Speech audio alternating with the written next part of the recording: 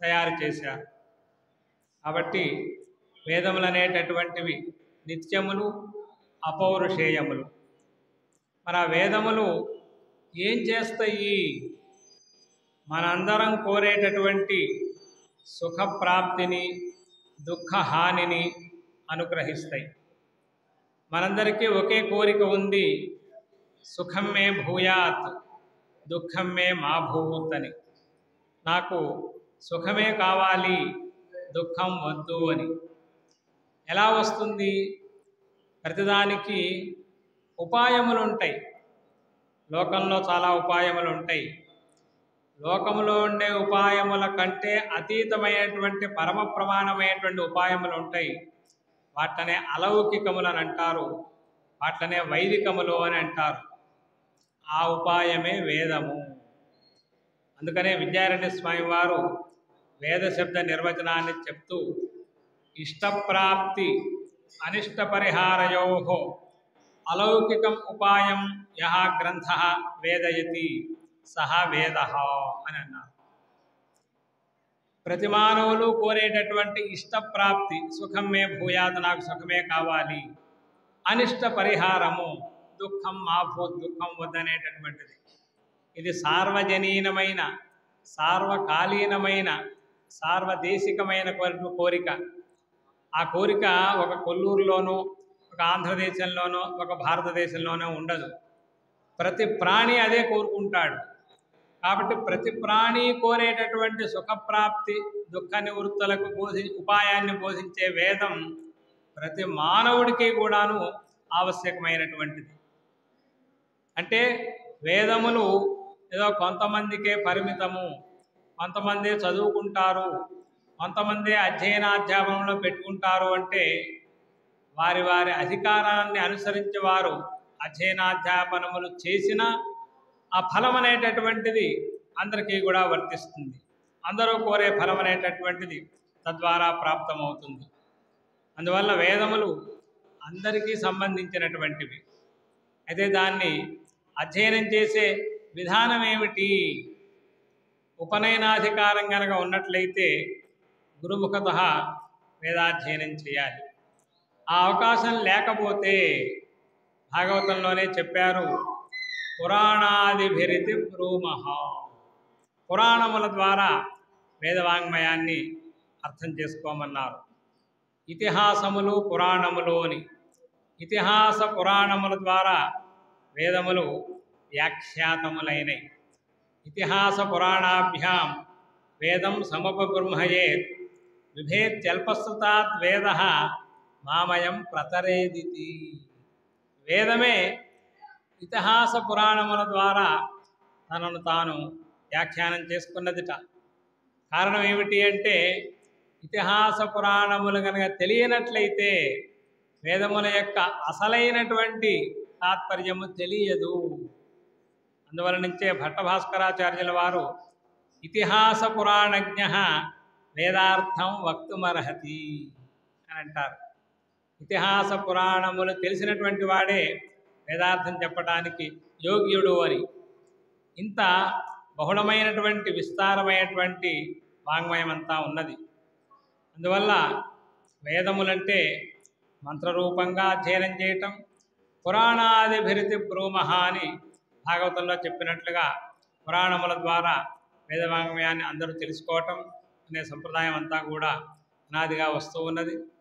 అందువల్ల నుంచే ఈ కొల్లూరు గ్రామంలో అటు భాగవత మహాపురాణం, శ్రీమద్ రామాయణం, రామాయణ నవాహం, భాగవత సప్తాహం అనాదిగా జరుగుతూ వస్తున్నాయి. ఇదే స్థానంలో 2005వ సంవత్సరంలో నేను భాగవత సప్తాహం కూడా చేసి ఉన్నాను. అప్పుడు ఆ పరంపరలో 100 సంవత్సరాలు దాటిపోయింది. 107 సంవత్సరాలు ఏదో అయింది ఇప్పటికి. ఇక్కడ భాగవత సప్తాహ పరంపర చూసి మా పెద్దలు హంసల దీవిలో కూడా భాగవత సప్తాహాన్ని ఆరంభించారు. అక్కడ కూడా శతమానోత్సవం పూర్తయింది. ఇక్కడ రామాయణం ఆరంభించి కూడా స్వర్ణోత్సవం అయింది అని 50 సంవత్సరాలు నిండిపోయింది. ఎందుకు అంటే ఇటు వేద సభలు ప్రారంభించి వేదాధ్యయనాధ్యాపనములే కాకుండా ఇతిహాస పురాణములు, రామాయణం గొప్ప ఇతిహాసం, భాగవతం పురాణ రత్నం. ఆ రెండింటినీ కూడా ఎందుకు ఇక్కడ ప్రవర్తింపచేస్తున్నారు అంటే ఇతిహాస పురాణాభ్యాం వేదం సముపబ్రహ్మయేత్ అని. అటువంటి దాంట్లో ప్రధానంగా మన ఇక్కడ ఈ సభలో కృష్ణయజుర్వేదం పారాయణ గావింపబడుతోంది. పాండిత్య ప్రకర్ష అంటే ఒక వినూత్నమైనటువంటి రీతిలో ఈ సభ నిర్వహింపబడుతోంది. విద్యార్థులకే కాదు, అధ్యాపకులకు కూడా పరీక్షలు జరుగుతాయి ఇక్కడ. ఆ సంగతి అధ్యాపకులకే తెలుస్తుంది, వినేవాళ్ళకి తెలియదు. వినేవాళ్ళు చప్పట్లు కొడుతున్నారు, వింటున్నారు, ఆనందిస్తున్నారు. కానీ దాన్నే అధ్యాపక పరీక్ష అని దానికి పేరు. దాని గౌరవంగా అధ్యాపక పాండిత్య ప్రకర్ష అని అంటున్నాం. ఏ పరస వస్తుందో తెలియదు. కాబట్టి ఈ కాండ అయింది అంటే ఇంకో కాండ ఏం ప్రారంభిస్తామో దాన్ని బట్టే పరసంతా కూడా, అంటే నిరంతరం ఆ పరస వస్తుంది కనుక ఆ పరసని వాళ్ళు మనస్సులో స్మరిస్తూనే ఉంటారు. అట్లా నిరంతరం వేదాధ్యయనం అవుతూనే ఉంటుంది ఈ 4 రోజులు కూడా. ఇవాళ మొదటి కాండలో అగ్నిర్మాధురిష్టాత్ పాతు అనేటటువంటి మనసును ప్రారంభించడం జరిగింది. వేదంలో యాజమాన మంత్రములు, ఆధ్వర మంత్రములు, హౌత్ర మంత్రములు అని 3 రకాలుగా ఉన్నాయి. అంటే యజ్ఞం చేసేటటువంటి ఆయన్ని యజమాని అని అంటారు. ప్రధానమైనటువంటి ఋత్విక్కులు అధ్వర్యుడు, హోత అని. ఇష్టిలో అయితే 4, అధ్వర్యుడు, హోత, బ్రహ్మ, ఆగ్నేధ్రుడు అని. ఎక్కడెక్కడ ఎంతమంది అనేది వేదమే చెప్పింది, ఏ కార్యక్రమానికి ఎంతమంది ఋత్విక్కులు అని. తస్మాదగ్నిహోత్రస్య యజ్ఞక్రతో ఏక ఋత్వికు తస్మాద్దర్శ పూర్ణమాసయోర్యజ్ఞక్రతో 4 ఋత్విజః తస్మాత్ పశుబంధ తస్మాచ్చాతుర్మాస్యానాం యజ్ఞక్రతో 5 ఋత్విజః తస్మాత్ పశుబంధస్య యజ్ఞక్రతో 6 ఋత్విజః తస్మాత్ సౌమ్యస్యాధ్వరస్య యజ్ఞక్రతో 7 హోత్రాః ప్రాచీర్వషట్ కుర్వంతి. ఫలం ఒకటే అని చెప్తోంది వేదం. అగ్నిహోత్రం జుహయాత్ స్వర్గకామః, దర్శపూర్ణమాసాభ్యాం స్వర్గకామో యజేత, జ్యోతిష్టోమేన స్వర్గకామో యజేత. మరి జ్యోతిష్టోమంలో 18 మంది ఋత్విక్కులు, దర్శపూర్ణమాసంలో 4 ఋత్విక్కులు, అగ్నిహోత్రంలో 1 ఋత్విక్కు. ఒకే ఏక ఋత్విక్ సాధ్యమైన అగ్నిహోత్రం ద్వారా స్వర్గప్రాప్తి, 4 ఋత్విక్కులతో సాధ్యమైన దర్శపూర్ణమాసం ద్వారా స్వర్గప్రాప్తి, 18 మంది ఋత్విక్కులతో సాధ్యమైనటువంటి అగ్నిష్టోమం ద్వారా స్వర్గప్రాప్తి. అంటే ఏమిటి, సమానమేనా అంటే ఇందాక ఆపనస కూడా చెప్పడం జరిగింది. ప్రజాపతి యజ్ఞాన సృజత అగ్నిహోత్రంచా అగ్నిష్టోమంచా అని. ఆ స్వర్గం ఒకటే కాదయ్యా, స్వర్గం అనేటటువంటిది నానా రకాలుగా ఉంటుంది. మన పాపములు కూడా నానా రకాలుగా ఉంటాయి. అంటే ఒక పుణ్యకార్యం కానీ పాపకార్యం కానీ 4 సమాన భాక్కులు అని అంటున్నాం. కర్త కారయిత చైవ ప్రేరకశ్చ అనుమోదక సుకృతే దుష్కృతే చైవ 4 సమభాగినః అంటే అది ఒక అర్థవాదలాగా మనం స్వీకరించాలి. ప్రధానమైనటువంటి కార్యకర్త ఉంటాడు, అతను సహకరించే వాళ్ళు ఉంటారు, వాళ్ళందరికీ కూడా అంశంలో తేడా ఉంటుంది. అలాగే అగ్నిహోత్రం జుహయాత్ స్వర్గకామః అంటే అగ్నిహోత్రం ద్వారా ఉత్పన్నమయ్యే స్వర్గం కంటే, స్వర్గం అంటే ఏమిటి అంటే సుఖము. అందుకనే విశ్వజిత్ యాగానికి ఏం ఫలాన్ని మనం కల్పించాలి అన్నప్పుడు స్వర్గాన్నే ఫలంగా కల్పించారు. అంటే స్వర్గం అంటే ఈ స్వర్గం అని కాదు, సస్వర్గస్యాత్ సర్వాన్ ప్రత్యవిశిష్టత్వాత్ అని మీమాంస దర్శనంలో జైమిని మహర్షి చెప్పినటువంటి సూత్రములు అన్నమాట. అంటే ఎన్న దుఃఖేన సంభిన్నం నచగ్రస్తమనంతరం తత్పదం స్వపదేనా అని. అంటే దుఃఖ లేశం కూడా లేకుండా, ఇప్పుడు లేకపోయినా తర్వాత కూడా రాకుండా ఉండేటటువంటిదేదో అది స్వర్గము. మామూలు స్వర్గం గురించి మాట్లాడుతూ క్షీణే పుణ్య మర్త్యలోకం విశంతి అని అంటారు. కాబట్టి ఇటువంటి స్వర్గాన్ని కనుక అందరూ కోరుకునేది, దాంట్లో తారతమ్యాలు ఉన్నాయి కనుక అగ్నిహోత్రం జుహయాత్ స్వర్గకామః అంటే ఆ స్వర్గం కొంత సుఖము అని. దర్శపూర్ణమాసాభ్యాం స్వర్గకామో యజేత అంటే అందుకనే చెప్తూ విద్యారణ్య స్వామి వారు కూడా వేదంలో ఈ క్రతువు చేయటమే కాదయ్యా, ఆ ఆ క్రతువును గురించి తెలుసుకున్నా ఆ ఫలితం వస్తుంది. ఏతేన హవిషాయజతే యోచేన దేవం వేద అంటే వేదమే స్పష్టంగా చెప్పింది కూడాను. యయం క్రతుమధీతే తేన తేన శ్రేష్టం భవతి అని. ఇవాళ మనం వేదపారాయణ అంతా చేశాము అంటే వేదోక్త కర్మానుష్ఠానం అంతా కూడా చేసిన ఫలితం వచ్చింది అని ఒక ప్రశంసారూపంగా చెప్పింది. అంత మాత్రం చేత వేదోక్త కర్మానుష్ఠానం అవసరం లేదు, వేదాధ్యయనం మాత్రం చాలు అంటానికి అవకాశం లేదు. శంకరాచార్య స్వామి వారు మొట్టమొదటే చెప్తూ వేదో నిత్యమధీయతాం తదుదితం కర్మ స్వనుష్ఠీయతాం. అంతవరకు వెళ్ళలేకపోతే వేదాధ్యయనం చేయండి, వేదోక్త కర్మానుష్ఠానం కూడా తప్పకుండా చేసి తీరాలి. అక్కడ విద్యారణ్య స్వామి వారు విమర్శ చేస్తూ వేదాధ్యయనం అనేటటువంటిది అల్పాయాస సాధ్యము, కర్మానుష్ఠానం అనేటటువంటిది బహ్వాయాస సాధ్యము. అల్పాయాస సాధ్యమైనటువంటి అధ్యయనానికి బహ్వాయాస సాధ్యమైన అనుష్ఠానానికి ఒకటే ఫలమైతే ఎట్లా అని అక్కడ వారు చక్కగా విచారణ చేశారు. విద్యారణ్య స్వామి వారు అంటే అవిచ్ఛిన్న శ్రీ శృంగేరి జగద్గురు పరంపరలో 12వ పీఠాధిపతులు. వారి యొక్క గురువులు విద్యాతీర్థ మహాస్వామి వారు. వారి యొక్క దేవాలయమే శృంగేరి క్షేత్రంలో ఇప్పుడు మనం ప్రధానంగా దర్శించేటటువంటిది విద్యాశంకర దేవాలయం. శంకరాచార్య స్వామి వారు చతురామ్నాయ ప్రతిష్టాత్రే నమః అని 4 దిక్కుల్లో 4 ఆమ్నాయ పీఠములు స్థాపించి స్వయంగా దక్షిణామ్నాయ శ్రీ శృంగేరి శారదా పీఠంలో 12 సంవత్సరాలు వారు అక్కడ తపస్సు చేశారు అని మనకు శంకర విజయాదుల్లో మనకు తెలుస్తోంది. వారి భూమి మీద నడయాడిందే 32 సంవత్సరాలు. ఆ 32 సంవత్సరాల్లో 12 సంవత్సరాలు వారు శృంగేరిలో తపస్సు చేసి అవిచ్ఛిన్న పరంపరని కొనసాగిస్తున్నారు.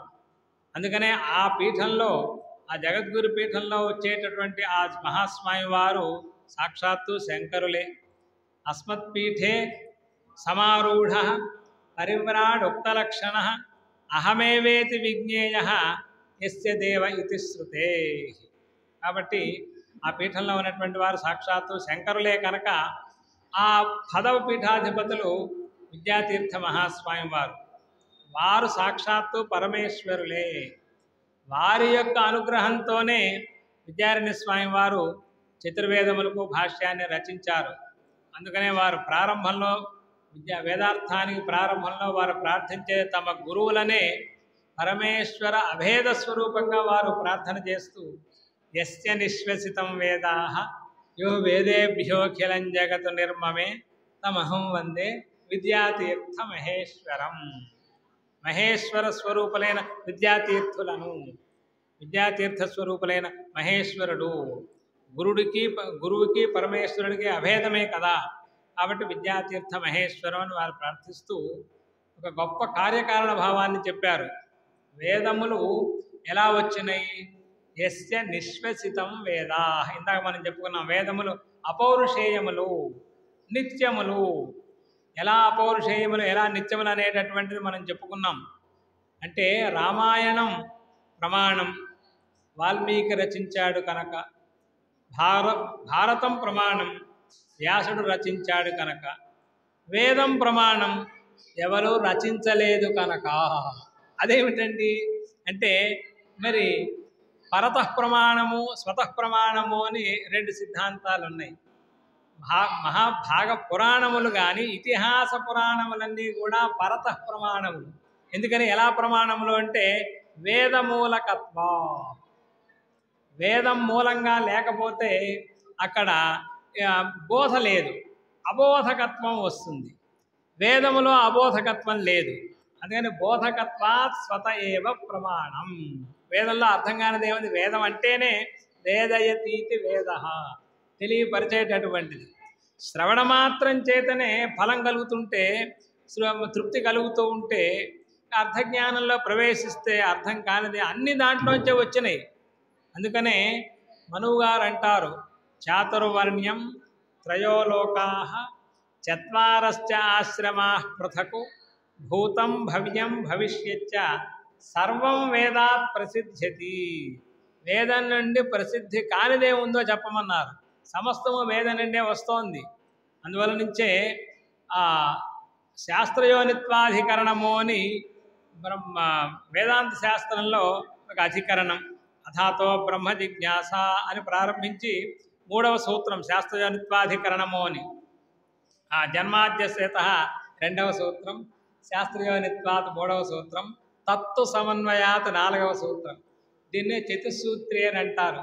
చతుస్సూత్రి మాత్రం చదివితే మిగిలిన భాష్యం అంతా కూడా గతార్థమవుతుంది అని. ఇలాగైతే విద్యారణ్య స్వామి వారు చెప్పారు, ఆద్యకాండస్య భాష్యేణ వ్యుత్పన్న పురుషోఖిలే అని. ప్రథమ కాండ భాష్యం కనుక చదివినట్లయితే మిగిలిన 6 కాండల ఇక్కడ వ్యుత్పత్తి కలిగితే మిగిలిన 6 కాండల్లో భాష్యంలోనూ వ్యుత్పత్తి కలుగుతుంది అని. అలాగే చతుస్సూత్రి చదివినట్టే దాంట్లో శాస్త్రజనిత్వాధికరణం ఉన్నప్పుడు శాస్త్రం అంటే అక్కడ ఏం చెప్పారంటే ఋగ్వేదాదేహే శాస్త్రస్య, ఋగ్వేదాది శాస్త్రములే అని. అందువల్ల ఇప్పుడు మనం యజుర్వేదం గురించి మాట్లాడుతున్నాం. మిగిలిన వేదములు కూడా ఇక్కడ ఉన్నాయి. ఋగ్వేదం పారాయణ జరుగుతోంది, శుక్లయజుర్వేదం పారాయణ జరుగుతోంది, అథర్వేదం పారాయణ జరుగుతోంది. ఆంధ్రదేశంలో ఎక్కువ మంది కృష్ణయజుర్వేదులు ఉన్నారు కనుక కృష్ణయజుర్వేద బాహుళ్యాన్ని ఇక్కడ మనం చూస్తున్నాం. అటువంటి కృష్ణయజుర్వేదంలో మనం ప్రారంభించాం అగ్నిర్మాధురిష్టాత్ పాతు అని. ఇందాక అనుకున్నాగా యాజమాన మంత్రములు, హౌత్ర మంత్రములు, ఆధ్వర్య మంత్రములు అని. ఆధ్వర్యవ ప్రయోగంతోనే మొదలైంది ఇక్కడ కృష్ణయజుర్వేదం అనేటటువంటిది. ఆధ్వర్యవ అంటే ఆధ్వర్యకృత ప్రయోగం లేకపోతే మిగిలిన ప్రయోగానికి అవకాశమే లేదు. అందువల్ల నుంచి యజుర్వేదం ప్రధానమైనటువంటిది. భిత్తిస్థానీయో యజుర్వేద, చిత్రస్థానీయౌ ఇతరౌ. ఋగ్వేద, యజుర్వేద, సామవేదములలో ఏది ప్రధానము? తస్య యజురేవ శిరః ఉపనిషత్తు కూడా చెప్పింది. కాబట్టి అటువంటి యజుర్వేదం ఎలా ప్రారంభమైంది అంటే అధ్వర్యుడు చేసేటటువంటి ఒకానొక ప్రధానమైనటువంటి క్రియతో ప్రారంభమైంది.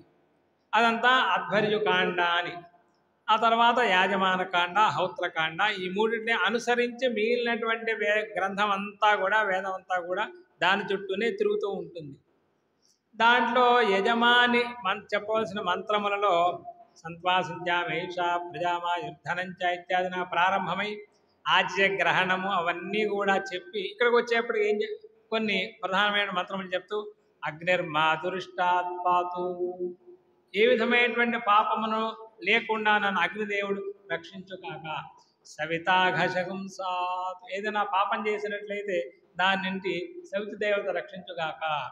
యోమేంతి దూరే రాతీయతి తమేతేన చేషం, ఎవరైనా సమీపంలో కానీ దూరంలో కానీ నా ఏదో శత్రుభావాన్ని కలిగి ఉన్నట్లయితే అది పోవు. అదంటే ఇలా అంతఃశత్రువులు, బాహ్య శత్రువులు అనే అర్థం. మనకు అత్యంత సమీపంలో ఉన్న శత్రువు ఎవరయ్యా అంటే మన లోపల ఉన్నటువంటి కామ, క్రోధ, లోభ, మోహ, మదమాత్సర్యములే.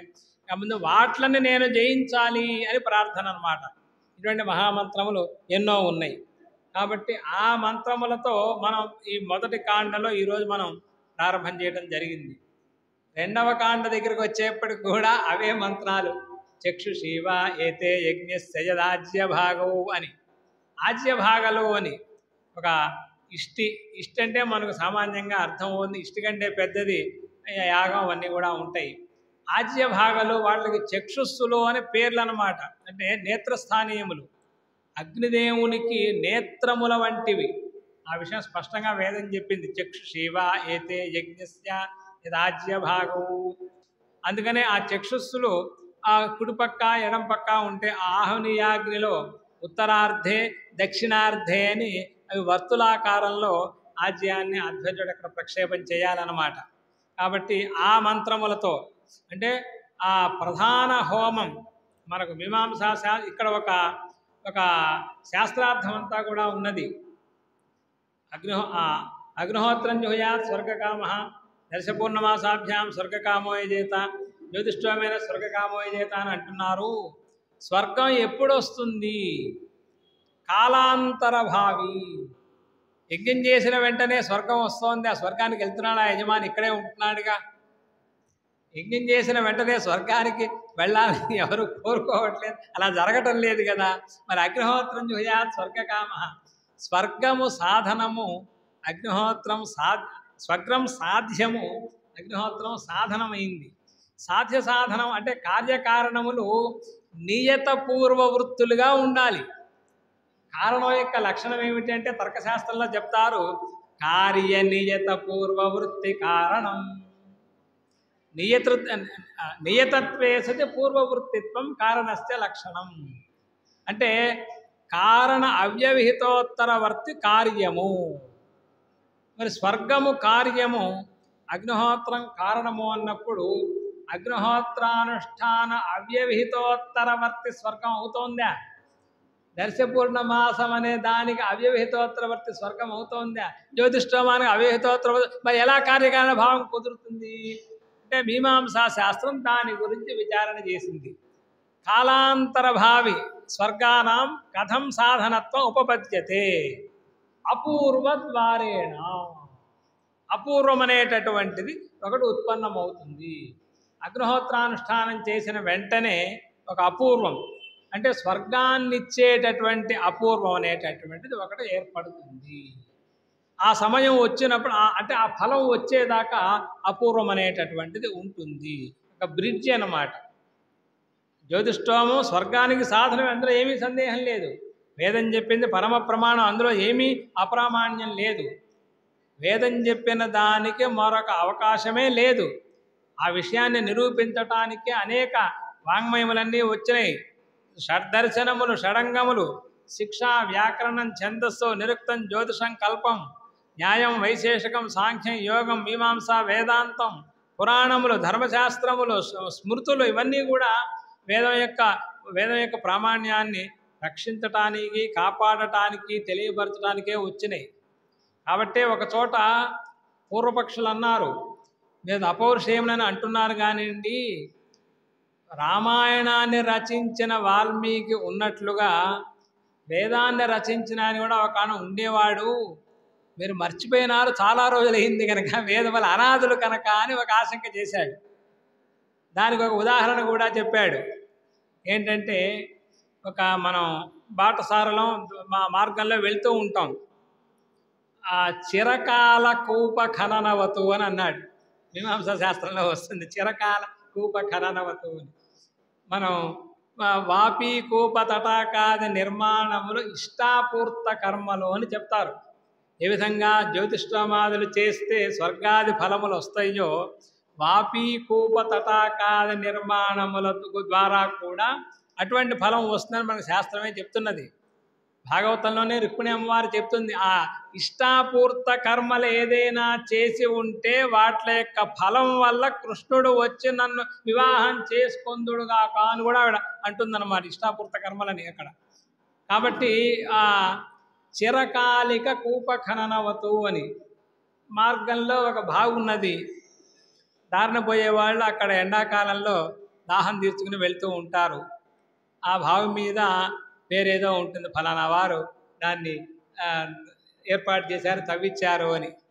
వారు ఎంత పుణ్యాత్మలు అనుకుని వెళ్తారు. కొంతకాలానికి ఆ పేరు కాస్త చెరిగిపోతుంది. అప్పుడు కూడా మంచినీళ్ళు ఉంటే తాగుతారు. ఆ పక్కన ఉన్న వాళ్ళని ఏమైనా అడుగుతారు, ఇది బాగున్నాయండి, ఇదేదో ఎడారిలో వయాసిస్తులాగా హాయిగా దాహం తీర్చుకున్నాం, ఈ బావిని ఎవరు తవ్విచ్చారు అంటే మొన్నటిదాకా పేరు ఉండేదండి, ఇప్పుడు అది పోయింది అని ఆ పక్కన ఉన్నాయని చెప్తాడు. ఆ కొంతకాలం చెప్పే ఆయన కూడా ఉండడు. అప్పుడు ఏమైంది, అప్పుడు అది ఎవరు తవ్విచ్చారో తెలియకుండా పోయినట్లుగా, అంటే బావి తవ్విచ్చి చాలా కాలం అయితే బావిని తవ్విచ్చిన ఆయన పేరు మర్చిపోయినట్లుగా వేదముల అనాథులు కనుక వేదకర్తని మర్చిపోయినారు అని ఒక ఆశక్క లేవదీశారు. చాలా పొరపాటు రాబాయి, నువ్వు చెప్పే దృష్టాంతం ఎందుకు సరిపోదు. వేదములను అక్షరశః వాటిని రక్షించుకోవటానికి శిక్ష, వ్యాకరణం, ఛందస్సు, నిరుక్తం, జ్యోతిషంకల్పం, ఈ షడ్దర్శనాలు, న్యాయ, వైశేషిక, సాంఖ్యయోగ, మీమాంస, వేదాంత దర్శనాలు రచించిన మహర్షులు వేదకర్త ఉంటే అతన్ని ఎక్కడైనా ఉటంకించకుండా, మర్చిపోకుండా, దానికి సాధన చేయకుండా ఉంటారా? కాబట్టి నీ యొక్క ఆశక సమం కాదు, విషమో దృష్టాంత అని చిరకాలిక కూప ఖననవత అనేటటువంటిది సరిపోదు అని చెప్పుకొచ్చారు. ఆ విధంగా యాజమాన మంత్రములు, దాంట్లో అగ్నిర్మాదృష్టాత్పాద అని చెప్పి, చక్షుషీవాయతే యజ్ఞస్య ఆద్య భాగం అంటే ఇవేమైనాయి అంటే ఇవన్నీ కూడా అంగభూతములైనటువంటి కర్మలు. మీమాంసా శాస్త్రం చెప్పింది. కాబట్టి ఆసుతర వినాశి కర్మ, ఆసుతర వినాశినాం కర్మణాం కాలాంతర భావి స్వర్గాది సాధనత్వం కథం ఉపపద్యతే అని ప్రశ్న. ఆ హోమం భస్మం అయిపోయింది, ఆ కర్మ అయిపోయింది, స్వర్గమా ఎప్పుడో వస్తుంది. ఎలాగా అంటే అపూర్వ ద్వారా. అంటే ఏమిటి అపూర్వము? పరమాపూర్వము, అంగాపూర్వము అని. అంగములు ఇవన్నీ కూడా ఆజ్యభాగాలు, ప్రయాజలు, అనూయాజలు ఇవన్నీ కూడా ప్రధాన హోమమునకు పూర్వోత్తరాంగములు. అంటే ఒక్కొక్క అంగకర్మ చేసిన వెంటనే ఒక అపూర్వం ఏర్పడుతుంది. ప్రధాన కర్మ పూర్వోత్తరాంగ కలాప సహితంగా ప్రధాన కర్మానుష్ఠానం చేసేప్పటికీ మహాపూర్వం ఏర్పడుతుంది. మహాన్ అపూర్వ. అపూర్వం అనేటటువంటిది కాలాంతర భావి స్వర్గ ఉత్పత్తి వరకు ఉంటుంది. ఇది బ్రిడ్జ్ అని అనుకున్నాను దాన్ని. అటువంటి కర్మలు అన్నమాట. కాబట్టి ఈ విధంగా రెండు పనసలు చెప్పేప్పటికీ రెండు కూడా యాగానికి సంబంధించినవి. ఎందుకంటే వేదం ఏది మాట్లాడినా యజుర్వేదం అనేటటువంటిది యజుర్ యజతే హే. ఋగ్వేదం, యజుర్వేదం, సామవేదములలో యజుర్వేదం భిత్తి స్థానం అంటే గోడ వంటిది. గోడ ఉంటే బొమ్మలు ఎన్నైనా వేయచ్చు. యజుర్వేదం కర్మలను అనుగ్రహిస్తే ఎన్ని రుక్కులైనా ఎన్ని సామలైనా పారాయణ చేయొచ్చు. కాబట్టి వాటనే స్తుత శస్త్రములు అని అంటారు. రుక్కులనేమో శస్త్రములు అంటారు, సామలనేమో స్తుతములు అని అంటారు. ఆ స్తుత శస్త్రములు తెలిసి గనక యజ్ఞం చేసినట్లయితే యజ్ఞ ఫలాన్ని యజమాని పొందుతాడు. స్తుతశస్త్రములు తెలియక యజ్ఞం చేసినట్లయితే యజమాని ఫలాన్ని యజ్ఞం పొందుతుంది అని స్పష్టంగా వేదం చెప్తోంది. యజ్ఞో వావై యజ్ఞపతిం దుహే యజ్ఞపతిర్వా యజ్ఞం దుహే సయస్తుత శస్త్రయోర్దోహమవిద్వాన్ యజతే తై యజ్ఞో దుహే స ఇష్ట్వా పాపీయాన్ భవతి ఏన యోర్దోహం విద్వాన్ యజతే స యజ్ఞం దుహే స ఇష్ట్వా వసీయాన్ భవతి. స్తుతస్య స్తుతమస్యోర్జం మహ్యగ్గు స్తుతం దుహామామా స్తుతస్య స్తుతం గమ్యాదిత్యాః ఏష వై స్తుత శస్త్రయోర్దోహః తయ్య ఏవం విద్వాన్ యజతే దుహ ఏవ యజ్ఞం ఇష్ట్వా వసీయాన్ భవతి అని మంగళాంతంగా పూర్తి చేసింది. ఆ వృత్తాంతం అన్నమాట. అదే జ్ఞాత్వా కర్మాణి కుర్వీత అని. అందువల నుంచే వేదం చదువుకోవాలి. వేదాధ్యయనానికి ప్రయోజనం ఏమిటి? అర్థజ్ఞానమే ప్రయోజనం. అయితే అన్ని చోట్ల అర్థం లేని చదువు వ్యర్థం అనే మాట ఉపయోగించవచ్చు. ఇక్కడ అంటానికి వీల్లేదు. యయ్యం కృతం అధీతే తేన తేనాస్య ఇష్టం భవతి అనే వాక్యమే మనకు ప్రమాణం. వేదపారాయణ వేద అధ్యయనం చేసినా చాలా అధ్యయనం చేయటమే చాలా కష్టం. కాబట్టి వేదాధ్యయనం ఇతర విద్యలకి ఆ ప్రయోజనం లేదని చెప్పవచ్చు. ఇక్కడ మాత్రం అలాంటిది అవకాశం లేదు. ఎందుకంటే వేదాధ్యయనం కనుక చేసినట్లయితే ఈ జన్మలో ఇహలోకంలోనూ ఫలం ఉంది, పరలోకంలోనూ కూడా ఫలం ఉంది. లౌకిక విద్యలు అధ్యయనం చేస్తే ఆ ఫలం ఇహలోకంలో మాత్రమే. అన్యథా భావించద్దు. డాక్టర్ గారు వైద్యం చేసేది పరలోకంలో సుఖం కోసం కాదు, ఇహలోకంలోనే పేషెంట్ని రక్షించాలి. అక్కడ కూడా వారు ఏమంటారంటే వీ ట్రీట్ హీ క్యూర్స్ అంటారు. మేము క్యూర్ చేస్తామని అనరు డాక్టర్ గారు. మేము వైద్యం చేస్తామండి, రక్షించే ఆయన వేరే ఆయన ఉన్నాడు అని అంటారు. వేదం దగ్గర అట్టాలే, వేదమే మనకు చికిత్స చేస్తుంది, వేదమే రక్షిస్తుంది అనేటువంటి మాట మనకు పరమ ప్రమాణంగా ఉన్నది. అందులో వేదాధ్యయనం అనేటటువంటిది ఇహలోకంలోనూ పరలోకంలోనూ కూడా సుఖాన్ని ఇచ్చేటటువంటిది అన్నమాట. అటువంటి పరమ ప్రమాణమైనటువంటి వేదములు ఈనాడు మనమందరం కూడా అధ్యయనాధ్యాపనముల్లో పెట్టి రక్షిస్తున్నాము, వేదముల యొక్క ఫలితాన్ని పొందుతున్నాము అంటే దానికి కారణం ఏమిటి అంటే సాక్షాత్తు శంకర భగవత్పాదాచార్యులే. అందువల నుంచే శృతి స్మృతి పురాణానామాలయం కరుణాలయం నమామి భగవత్పాదం శంకరం లోకశంకరం. మరి శంకరులు అవతరించారు. రామావతారం కృష్ణావతారం ఎటువంటిదో శంకరుల యొక్క అవతారం కూడా అటువంటిదే, అంతకంటే గొప్పది. అంతకంటే కూడా విలక్షణమైనటువంటిది. శంకర బాదర, అది వేదాంత దర్శనం గురించి మాట్లాడుతూ ఉంటారు. శ్రీ శంకరాచార్య నవావతారం విశ్వేశ్వరం విశ్వగురుం ప్రణమ్య వేదాంత శాస్త్ర శ్రవణాలసానాం బోధాయ కుర్వే కమపి ప్రయత్నం అని అంటారు. బ్రహ్మానంద సరస్వతి మహాస్వామి వారు సిద్ధాంత బిందువులో అద్వైత సిద్ధి ఎటువంటిదో సిద్ధాంత బిందువు కూడా అటువంటిదే. అది మా బ్రహ్మానంద సరస్వతి స్వామి, మధుసూదన సరస్వతి స్వామి వారు రాశారు, బ్రహ్మానంద సరస్వతి స్వామి వారు దానికి వ్యాఖ్యానం చేశారు. ఇక్కడ కూడా అంతే. అక్కడ వారు అంటారన్నమాట, శ్రీ శంకరాచార్య నవావతారం, ఇది నూతనమైన అవతారం. ఇక రామావతారం కృష్ణావతారం కంటే నూతనమైనది గొప్పదా అంటే అవును. రామావతారంలో దుష్ట శిక్షణ శిష్ట రక్షణ జరిగింది. దుష్ట శిక్షణ చేయాలి అంటే ధనుర్బాణములు అవసరమైనవి.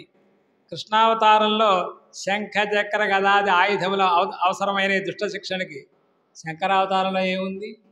ఏమీ లేదు, ఒక దండం ఉందంతే చేతిలో. ఆ దండంతో ఎవరినన్నా శిక్షించారా? అందరినీ రక్షించారు శంకర భగవత్పాదాచార్యుల వారు. అందువల్ల శ్రీ శంకరాచార్య నవావతారం. రామకృష్ణాద్యవతారముల కంటే విలక్షణమైనటువంటి అవతారం శ్రీ శంకరావతారము అని చెప్పారన్నమాట. అటువంటి అవతారం. అందువల్ల వారు భారతదేశంలో ఆవిర్భవించి జ్ఞానావతారంగా మనందరికీ కూడాను తరగనటువంటి సంపదను అనుగ్రహించారు. వారు 32 సంవత్సరాలు మాత్రమే ఉన్న 32 కోట్ల సంవత్సరాలకి సరిపడా అద్వైత సంపదను మనకు అనుగ్రహించారు శంకరాచార్య స్వామి వారు. ఆచంద్ర తారార్కం.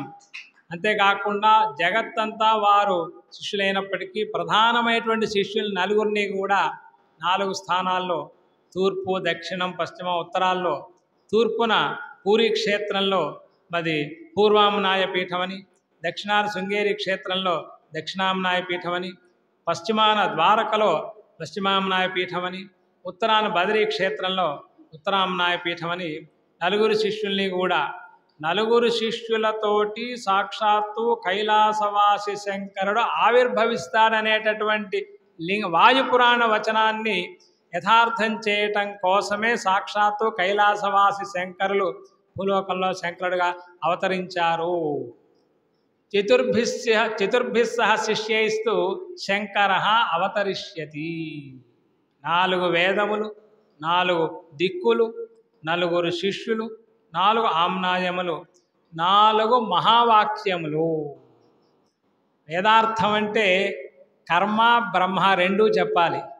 కర్మ మాత్రమే చెప్తే ప్రోడాసమష్టాకపాలన్నిర్వపేతు అయిపోయింది. కర్మఫలం అనేటటువంటిది, కర్మ అనేటటువంటిది ఉపాయమయ్యా, ఉపేయం కాదు. ఉపాయం అనే దానికి అర్థం ఏమిటంటే ఉపకృత్య అయతీతి ఉపాయ, ఉపకరించి పక్కకి తప్పుకునేది. కాలవ దాటాలంటే బల్లకట్టు లాంటిది. కాలవ దాటాక బల్లకట్టుని ఎవరు భుజాన్ని వేసుకోరు. కర్మ అనేటటువంటిది ఉపాయమే, ప్రధానమైనటువంటిది జ్ఞానము. అంటే వేదాధ్యయనం ఎందుకు అన్న దానికి చెప్పుకుంటున్నాం. వేదాధ్యయనం అర్థజ్ఞానం కొరకు, అర్థజ్ఞానం కర్మానుష్ఠానం కొరకు, కర్మానుష్ఠానం చిత్తశుద్ధి కొరకు, చిత్తశుద్ధి జ్ఞానం కొరకు. జ్ఞానాదేవహి కైవల్యం.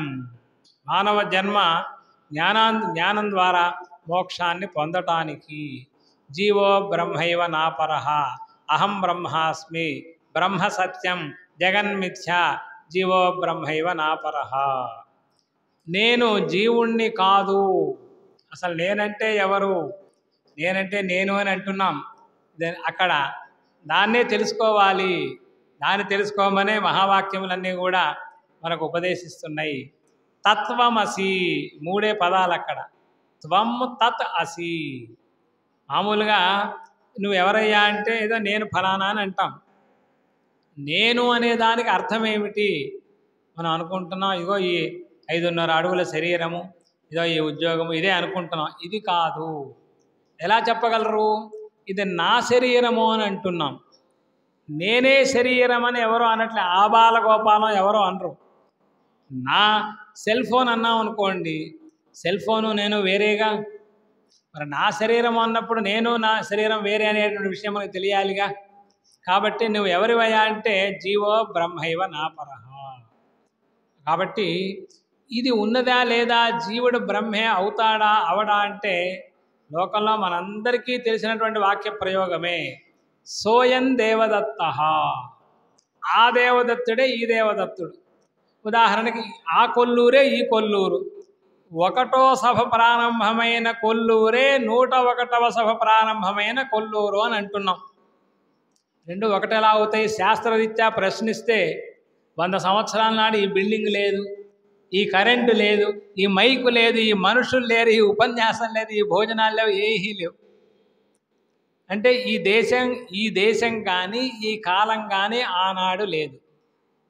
ఆనాడు ఉన్నటువంటి దేశము కాలము ఇప్పుడు లేవు, ఇప్పుడున్నటువంటి దేశ కాలాలు అప్పుడు లేవు. మరి రెండు ఆ కొల్లూరే ఈ కొల్లూరు ఎలా అవుతుంది అంటే ఆ దేశకాలములను పక్కన పెట్టాలి. అప్పుడు ఏమైంది? కొల్లూరే కొల్లూరు అయిపోయింది, మిగిలింది అదే. అదే చెప్పింది సోయం దేవదత్త తద్దేశ తత్కాల విశిష్ట దేవదత్త, ఏతద్దేశ ఏతత్కాల విశిష్ట దేవదత్త. తద్దేశం వేరు తత్కాలం వేరు.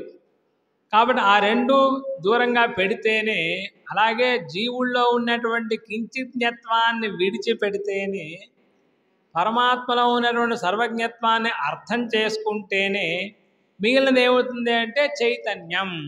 కాబట్టి సర్వజ్ఞత్వ విశిష్ట చైతన్యం పరమాత్మ, కించిజ్ఞత్వ విశిష్ట చైతన్యం జీవ కథం భవతి అంటే సర్వజ్ఞత్వ కించిజ్ఞత్వములు కల్పితములైనటువంటి వాటిని కనుక వదిలేసినట్లయితే మిగిలినటువంటిది చైతన్యం, చైతన్యాభిన్నం. దాన్నే అహం బ్రహ్మాస్మి జీవో బ్రహ్మైవ నాపరః.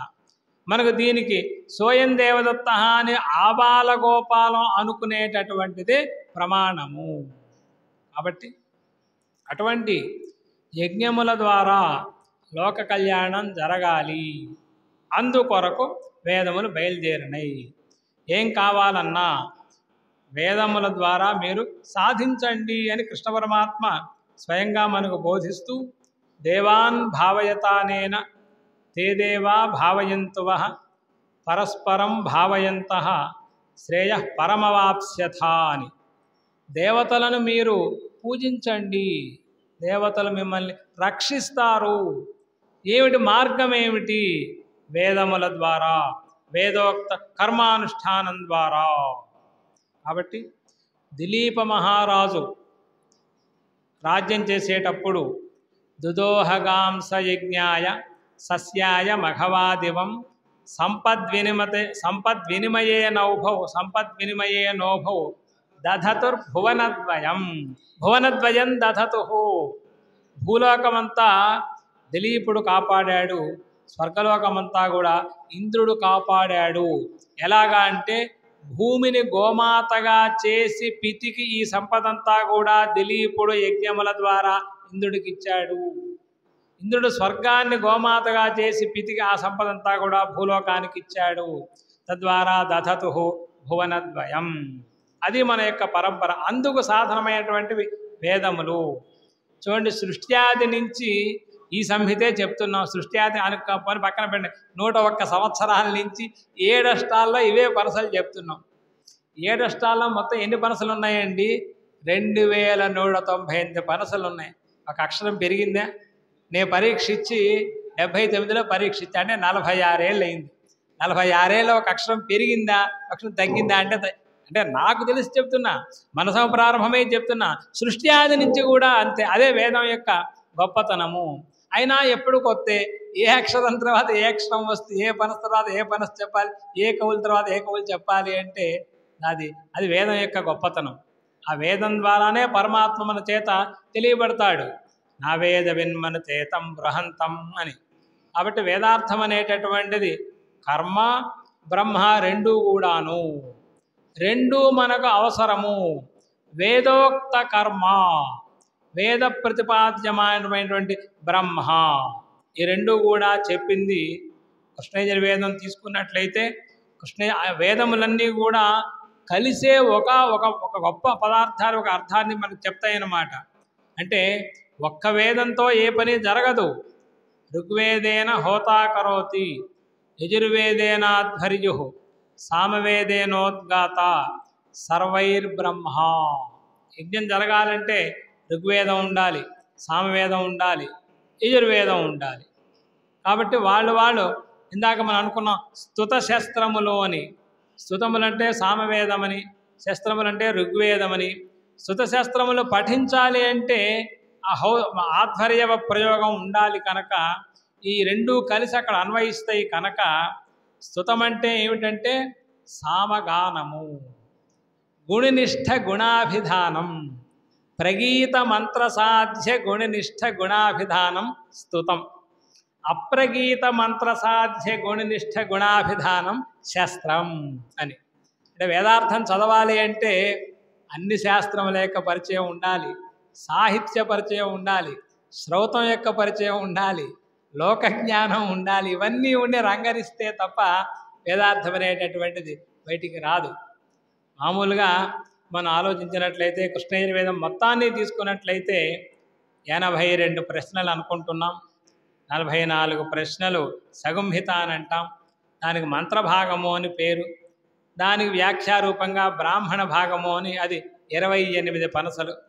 దాని ఇంకొంచెం ఉపాసన భాగంగా చూసినట్లయితే ఆరణ్యకమని, జ్ఞానస్వరూపంగా చూసినట్లయితే ఉపనిషత్తులోని, అంటే సంహిత, బ్రాహ్మణ, ఆరణ్యక ఉపనిషత్తులు.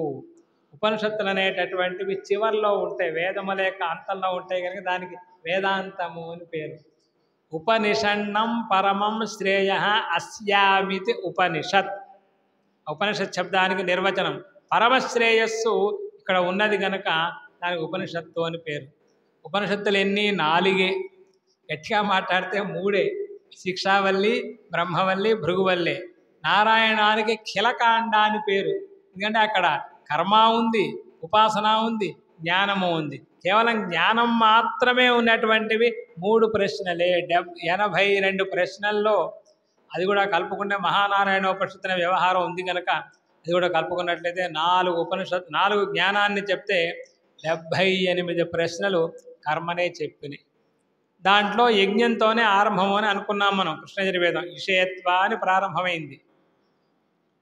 ఋగ్వేద, యజుర్వేద, సామవేదాల్లో యజుర్వేదం ప్రధానం తీర్మానం చెప్పేశాం. అంటే సామవేదులు ఒప్పుకోవాల్సిందే. వాళ్ళు ఏమంటారంటే వేదానాం సామవేదోస్మిన్ సాక్షాత్ భగవంతుడే అన్నాడు. మేమేం కాదనలేదయ్యా, మీ సామగానం ఉంటేనే యజ్ఞం పూర్తవుతుందన్నాను తప్ప మీరు సామగానం చెయ్యాలంటే ఉండాల్సింది యజ్ఞమే. యజ్ఞం లేకుండా సామగానం ఎక్కడ చేస్తావు? కాబట్టి ఆ యజ్ఞం అనేటటువంటి యజుర్వేదం ప్రధానమయ్యా అని ఆ విధంగా సమన్వయం. వాళ్ళు రుక్కులు పఠించాలన్నా, సామగానం చేయాలన్నా యజ్ఞం ఉంటేగా. యజ్ఞాన్ని చెప్పింది ఎవరు? యజుర్యజతే. యజుర్వేదం అంటేనే యజ్ఞము. కాబట్టి ఆ 3 యజుర్వేదం ప్రధానమైతే యజుర్వేదంలో ప్రకృతి, ఉపోద్ఘాత భాషల్లో ఉన్న విషయాలు ఇవన్నీ కూడా ప్రకృతి త్రివిధ: అగ్నిహోత్రం, దర్శపూర్ణమాసలు, అగ్నిష్టోమము అని. ఈ 3 కూడా ప్రధానమైంది ఏమిటి అంటే దర్శపూర్ణమాసలు అని సిద్ధాంతం చేశారు. అంటే అగ్నిహోత్రము కృత్స్నాంగోపదేశం ఉన్నదే, జ్యోతిష్టోమము కృత్స్నాంగోపదేశం ఉన్నదే, దర్శపూర్ణమాసలు కృత్స్నాంగోపదేశం ఉన్నదే. ఈ 3 కూడా నైరపేక్ష ఎక్కడుంది? దర్శపూర్ణమాసంలోనే ఉంది. దర్శపూర్ణమాసంలో కూడా మొదలేది దర్శలో కూడా మొదలేది వత్సాపాకరణం. అంటే దర్శయాగం అని పేరు. ఇష్టేమో పాడ్యమి నాడు చేస్తాం, దర్శేష్టి అని పేరు. దర్శ అంటే అమావాస్య. అమావాస్య నాడు యాగం చేయం, కానీ దర్శేష్టి అని పేరేమిటి? పూర్ణమాసేష్టి అని పేరేమిటి? పూర్ణమాస నాడు యాగం చేయగం కదా. అంటే దర్శనాడు ఆరంభించి పాడ్యమి నాడు పూర్తి చేసేది, పూర్ణిమ నాడు ఆరంభించి పాడ్యమి నాడు పూర్తి చేసేది. దర్శానంతరం దర్శనాడు ఆరంభం. పూర్వేద్య రిద్మా బర్హిఃకరోతి యజ్ఞమేవారభ్య గృహీత్వోపవసతి. కాబట్టి పూర్వం ముందు రోజే ఆరంభిస్తాం. కాబట్టి దర్శపూర్ణమాసంలో దర్శ ముందు గనక, దర్శయాగంలో సాన్నాయి యాగం ప్రధానం కనుక, సాన్నాయం దధిపయసి అని కనుక, అంటే పాడ్యమి నాడు మహేంద్రుడికి, దీక్షితుడైతే ఇంద్రుడికి, సోమయాజి అయితే మహేంద్రుడికి, మహేంద్రుడికి దధి ఇవ్వాలంటే పాడ్యమి నాడు ఉదయం దధి కావాలి అంటే అమావాస్య నాడు రాత్రి పాలు తోడి పెట్టాలి. అమావాస్య రాత్రి పాలు తోడి పెట్టాలి అంటే పాలు పితకాలిగా. అమావాస్య సాయంత్రం పాలు పితకాలి అంటే అమావాస్య ఉదయం ఆవుల్ని దూడల్ని వేరు చేయాలిగా. ఆవుల దగ్గర దూడలు ఉన్నట్లయితే పాలన్నీ కూడా తాగేస్తాయి. కాబట్టి ఆవుల నుంచి దూడల్ని వేరు చేయటానికి ఒక మోదుగ కొమ్మ కావాలి. ఆ మోదుగ కొమ్మ కొయ్యాలి మంత్రపూర్వకంగా. అదే మంత్రం ఇషేత్వా. ఇషేత్వా ఇషేత్వేతి శాఖామాచ్చినత్తి సద్యశ్చిన్న పలాశ శాఖయా వత్సాపాకరణం కర్తవ్యం. దానికంతా కూడా తృతీయస్యామితో దివిసోమ ఆసీత్తంగా ఎత్తుయాహరతస్య పర్ణవచ్చిత. ఈ భూలోకంలో మొదలుపెట్టి ఆకాశంలోకి వెళ్తుంటే 3వ లోకంలో అమృతం ఉన్నది. దాన్నే సోమము అని అంటారు. దాన్ని గాయత్రి ఛందస్సు పక్షి రూపాన్ని ధరించి తృతీయస్యామితో దివి సోమ ఆసీత్ అని పక్షి రూపాన్ని ధరించి ఆ యొక్క అమృతాన్ని తీసుకొచ్చింది. తీసుకొస్తున్నప్పుడు ఉత్పన్నమైనటువంటిదే పర్ణవృక్షము అని. దానికి సుశ్రవ అని పేరు.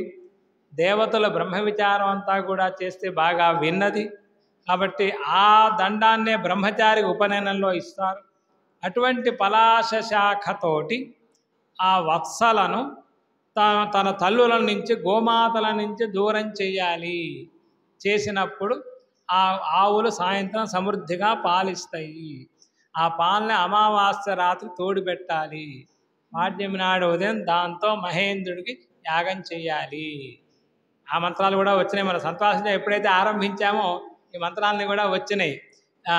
అంటే పాడ్యమి నాడు అందరూ యాగం చేస్తే దేవతలు మొట్టమొదట ఎవరి దగ్గరికి వెళ్తారు అంటే అక్కడ యోవై శ్రద్ధామనారభ్య యజ్ఞే నేజితేనా శ్రేష్ఠ అవన్నీ కూడా చెప్పుకొచ్చారన్నమాట. యథావై సమృత సోమ ఏవం వా ఏతే సమృత యజ్ఞాయద్ది సపూర్ణ కస్యవాహ దేవా యజ్ఞమాగచ్చంతి కస్యవాన బహూనా యజమానానాం యో వై దేవతా పూర్వ పరిగృహ్ణాతి సేనాశ్వభూతే జతే.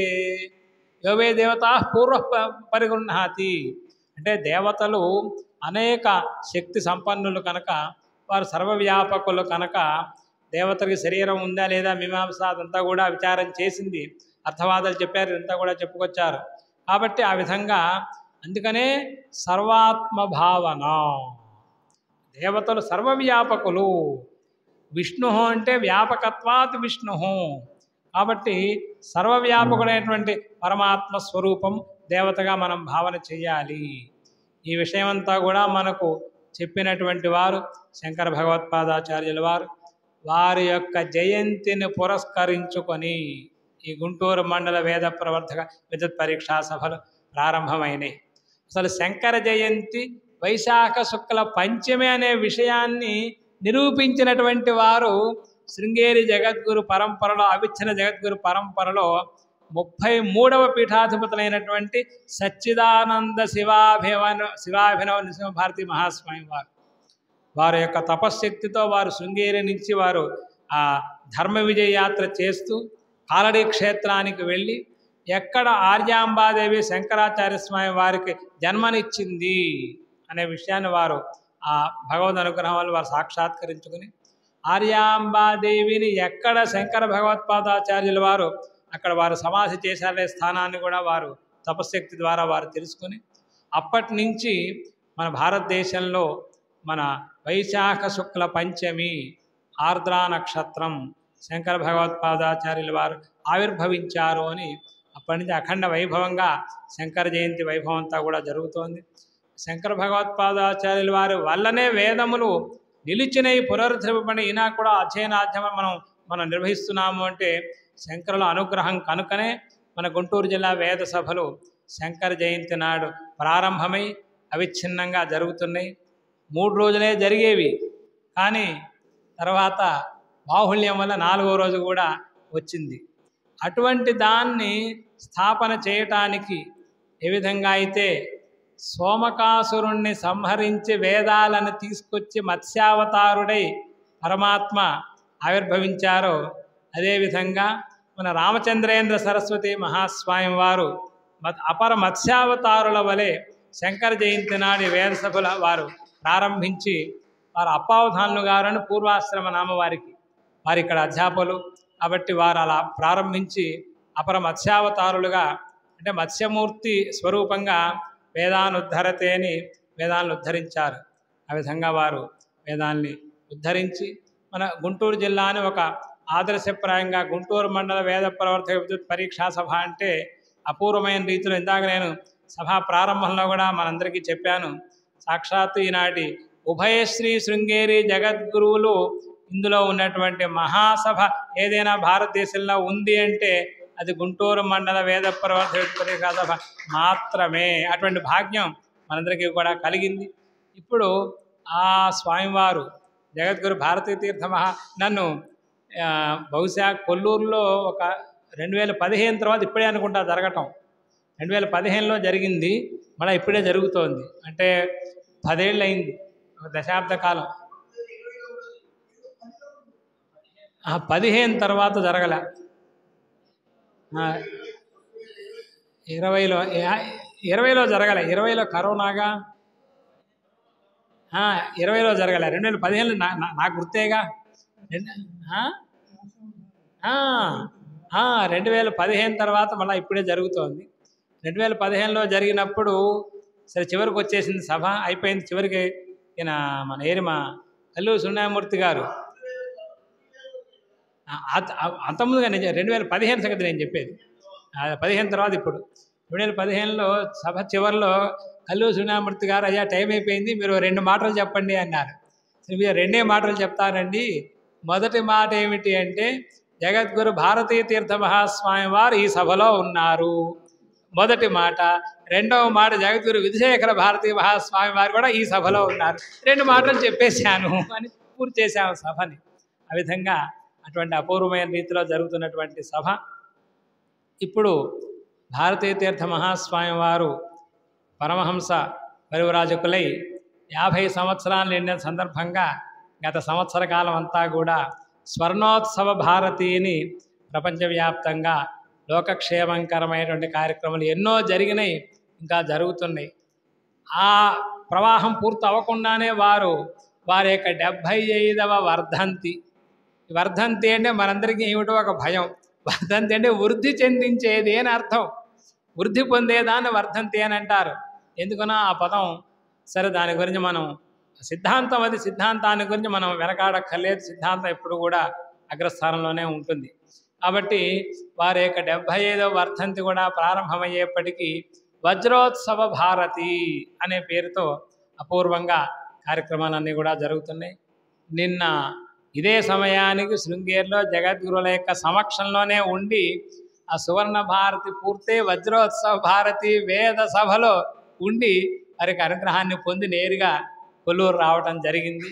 కాబట్టి అటువంటి పరమ పవిత్రమైన ఆ పరంపరలో ఇప్పుడు మన అసలు వచ్చింది విద్యారణ్య భాష్య ప్రసంగానికి వచ్చాం మనం. ఈ విద్యారణ్య స్వామి వారు ఎవరు అంటే అవిచ్ఛిన్న శృంగేరి జగద్గురు పరంపరలో 12వ వారు. 10వ జగద్గురువులు విద్యాతీర్థ మహాస్వామి వారు, వారికి 2 శిష్యులు, భారతీ తీర్థ మహాస్వామి వారు, విద్యారణ్య మహాస్వామి వారు అని నేను ఒకసారి చెప్పాను. శృంగేరిలోనే ఒకసారి వేదార్థ ప్రసంగం అంటే విద్యాశంకర దేవాలయంలో విద్యాశంకర స్వామి వారి యొక్క ఆరాధన కూడా 3 రోజులు జరుగుతుంది. మన విధుశేఖర భారతీ స్వామి వారు ఇటువంటి కార్యక్రమాలు కూడా మహోన్నతమైన కార్యక్రమాలు చేస్తున్నప్పుడు ఆ విద్యారణ్య భాష్యం అంతా కూడా విద్యారణ్య భాష్యం గురించి ఒకప్పుడు నన్ను చెప్పమన్నారు. అప్పుడు నాకు వచ్చిన స్ఫురణ ఏమిటంటే మనం ఆ విద్యాతీర్థుల్ని మనం దర్శించలేకపోయినా ఆ కాలంలో మనం లేము. మరి భారతీయ తీర్థుల్ని కూడా అప్పటి భారతీయ తీర్థుల్ని, కానీ అప్పటి భారతీయ తీర్థుల ధ్యాన శ్లోకాన్నే ఇప్పటి భారతీయ తీర్థులైంది మనం అన్వయించి ప్రార్థన చేస్తున్నాం. భారతీకరణ అజ్ఞానాం జాహ్నవీ తీర్థం విద్యాతీర్థం వివేకినాం సర్వేషాం సుఖదం తీర్థం భారతీయ తీర్థమాశ్రయ అనే ధ్యాన శ్లోకం వీరిది కాదు, 36వ జగద్గురువులు కాదు, ఆ 11వ జగద్గురువులది.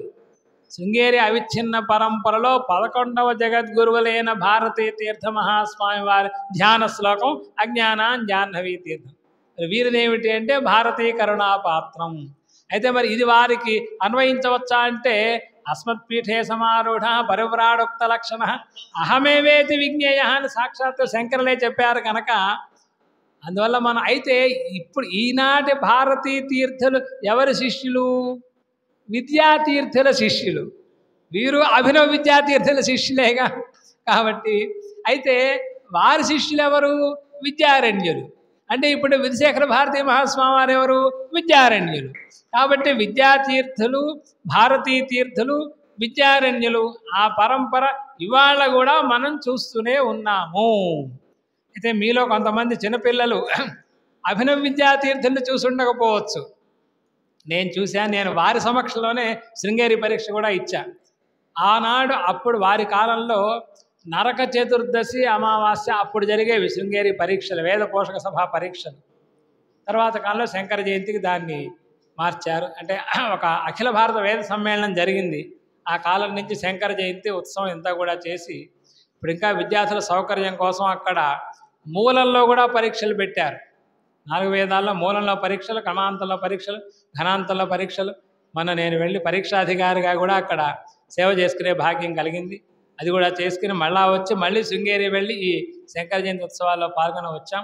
అందువల్ల ఆ పరంపరలో 12వ వారు విద్యారణ్య మహాస్వామి వారు. అంటే పూరణాత్ పుత్ర అని అంటాం. శిష్యుడు కూడా అంతే. గురువులు ఏదైతే అనుగ్రహిస్తారో దాన్ని వ్యాఖ్యానం చేసి విపులీకరించడం అనేటటువంటిది శిష్యుల యొక్క బాధ్యత. శంకర భగవత్పాదాచార్యుల వారు ప్రస్థానత్రయానికి భాష్యం రచించారు. అనేక ప్రకరణ గ్రంథాలు, అనేక స్తోత్రాలు రచించారు. దాంతోనే జగత్తంతా నిండిపోయింది. ఎక్కడా ఖాళీ లేదు, ఇంకేం అక్కర్లేదు, ప్రస్థానత్రయం చాలు. కానీ వేద భాష్యములకు కూడా ప్రత్యేకంగా వ్యాఖ్యానం రాస్తే బాగుంటుందనేటటువంటి శంకరుల యొక్క అభిప్రాయాన్ని తెలుసుకొని విద్యారణ్య మహాస్వామి వారు చతుర్వేదములకు కూడా భాష్యాన్ని రచించారు. ఎలా రచించారంటే శంకరుల యొక్క అనుగ్రహమే. శంకరులు అంటే విద్యాతీర్థులు కాబట్టి యస్య నిశ్వసితం వేదాహ యో వేదేభ్యో అఖిలం జగత్ నిర్మమేతమహం వందే విద్యాతీర్థ మహేశ్వరం అని సాక్షాత్ శంకరావతారులైనటువంటి విద్యాతీర్థుల యొక్క అనుగ్రహంతో చతుర్వేదములకు భాష్యాన్ని రచించారు. ఏ ప్రకరణాలైతే శంకరులు మిగిల్చారో అవన్నీ కూడా వీరు భాష్యములు అవన్నీ కూడా రచించారు. అలాగే స్తోత్రములు అవన్నీ కూడా చేశారు. కాబట్టి ఆ విద్యారణ్య మహాస్వామి వారి యొక్క వారు ఏ విధంగా అయితే శంకరులు ప్రస్థానత్రయాన్ని అనుగ్రహించారో విద్యారణ్యులు చతుర్వేద భాష్యాన్ని అలా అనుగ్రహించారు. ఈ రెండు కలిస్తేనే కర్మ బ్రహ్మ అని. వేదార్థం అనేటటువంటిది 2 రకాలు. మనం మొదట్లోనే చెప్పుకున్నాం. ప్రవృత్తి లక్షణో ధర్మ, నివృత్తి లక్షణశ్చ. ప్రవృత్తి నివృత్తి 2 ఉండాలి. ప్రవృత్తిని అంటే ఈ యొక్క సంసారాన్ని, ఈ సృష్టి క్రమాన్ని కొనసాగించటానికి మరీచ్యాది మహర్షులను పరమాత్మ సృజించారు. నివృత్తి ధర్మాన్ని కొనసాగించటకు సనక సనందనాది మహర్షులను రచించారు. కాబట్టి వేదార్థం అనేటటువంటిది కర్మ బ్రహ్మ. కాండద్వయోపపాద్యాయ కర్మ బ్రహ్మస్వరూపిణే స్వర్గ అపవర్గ రూపాయ యజ్ఞేశాయ నమో నమః. యజ్ఞేశ్వరుడు అంటే వేద ప్రతిపాద్యుడైనటువంటి పరమాత్మ. యజ్ఞేశాచ్యుత గోవిందాని ఇవన్నీ కూడా మనం వదలకుండా చెయ్యాలి. యజ్ఞ దాన తపఃకర్మ నత్యాజ్యం కార్యమేవతతు యజ్ఞో దానం తపశ్చైవ పావనాని మనీషిణామని అంతా కూడా పరమాత్మ అనుగ్రహించారు. అటువంటి యజ్ఞముల ద్వారా లోకక్షేమాన్ని పొందాలి. కనీసం పారాయణ చేసినప్పటికీ కూడా ఆ ఫలితం వస్తుంది. ముందు అధ్యయనం ఉంటేగా అర్థజ్ఞానం, అర్థజ్ఞానం ఉంటేగా కర్మానుష్ఠానం. కాబట్టి కర్మానుష్ఠానం ద్వారా చిత్తశుద్ధి జ్ఞానం అనుకున్నాం గనక ఆ జ్ఞానానికి పరంపరయా సాధనమైనటువంటి మొట్టమొదటి పెట్టేమిటి అంటే అధ్యయనము. ఆ అధ్యయనం చక్కగా కొనసాగాలి. అనేక మంది విద్యార్థులు తయారు కావాలి. విద్యార్థులందరూ కూడా పండితులుగా తయారు కావాలి అని గొప్పదైనటువంటి ప్రణాళికతో ఇందాకే చెప్పినట్టుగా విద్యార్థులకేమో 2.5 రోజులు పరీక్ష, అధ్యాపకులు 1.5 రోజు పరీక్ష. మొత్తం 4 రోజులు గుంటూరు జిల్లాలో జరిగేవి పరీక్షలే. అందరికీ పరీక్షే. కాబట్టి అటువంటి అపూర్వమైన రీతిలో జరుగుతున్నటువంటి ఈ గుంటూరు మండల వేద ప్రవర్తక విద్యుత్ పరీక్షా సభ, దీన్ని మన భాగవతుల వారు కొల్లూరు వారు ప్రారంభించారు. కార్యకర్తలుగా ఉన్నారు. ఈ యొక్క సభని ఎంతో వైభవంగా కొనసాగించారు. ఇప్పుడు కూడా పునరుజ్జీవనం చేసి మళ్ళా మరొక 100 సంవత్సరాలు దీన్ని ముందుకు తీసుకెళ్ళడానికి తగిన ప్రణాళికతో ఈ కార్యక్రమం అంతా కూడా ఆరంభించారు. ఈ సంవత్సరం విశేషంగా మా విష్ణుభట్ల వారు ఈ కార్యక్రమానంతా కూడా సహకరించి, అలాగే ఇక్కడ అందరూ కూడా కల్లూరు వారు అందరూ కూడా గ్రామస్తులు, కొల్లూరు అనంతారం రెండు పక్క ఊళ్ళే. మా అనంతారం మా కొల్లూరు అన్నమాట. కొల్లూరు బ్రాహ్మలు, అనంతారం పండితులు వీళ్ళందరూ కూడా అందరూ కలిసి అనేక కార్యక్రమాలు చేసినటువంటి పుణ్యక్షేత్రములు, పుణ్యభూములు. అందుకనే ఇక్కడికి కాంచి జగద్గురువులు పరమాచార్య విచ్చేశారు. మరి 2018వ సంవత్సరంలో సన్నిధానం జగద్గురు విశేఖర భారతి మహాస్వామి వారు విచ్చేశారు. వారి యొక్క ధర్మ విజయ యాత్రలో మేమందరం కూడా వచ్చున్నాం. కాబట్టి అదే జగద్గురుల యొక్క అనుగ్రహంతో, శారదా పరమేశ్వరి అనుగ్రహంతో, శంకర భగవత్పాదాచార్య వారి అనుగ్రహంతో, విద్యారణ్య స్వామి వారి యొక్క అనుగ్రహంతో ఈ కార్యక్రమాలు ఇలా అనవరతము అవిచ్ఛిన్నంగా కొనసాగాలి అని వేద పురుషుని మనందరం కూడా ప్రార్థిస్తూ ఇంతటితో ఉపసంహరిస్తున్నాను. స్వస్తి. వేదార్థస్య ప్రకాశేన తమోహార్దం నివారయన్ పుమర్థాం చతురోదయాత్ విద్యాతీర్థ మహేశ్వర.